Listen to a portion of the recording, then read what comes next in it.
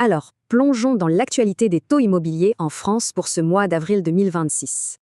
C'est la grande question pour quiconque cherche à acheter en ce moment. La réponse est oui, mais attention, la hausse est très légère, entre 5 et 15 points de base. Mais alors, pourquoi cette petite poussée? Deux grands facteurs mondiaux l'expliquent.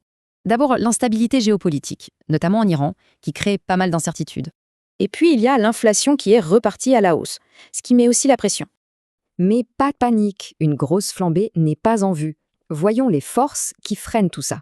D'un côté, un signal de stabilité de la Banque centrale européenne qui calme un peu le jeu.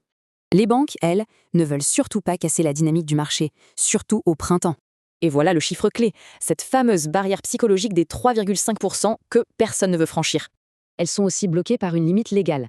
Monter trop vite, c'est risquer de dépasser ce plafond. Et la preuve de leur engagement, c'est que les banques perdent déjà de l'argent pour soutenir le marché.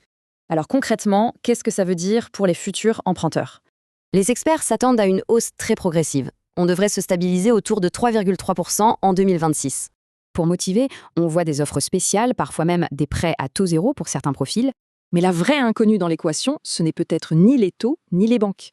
C'est la confiance des ménages. Et justement, on voit qu'elle a un peu fléchi dans ce climat tendu. La vraie question, c'est donc, si les banques jouent le jeu, est-ce que tout repose maintenant sur la confiance ?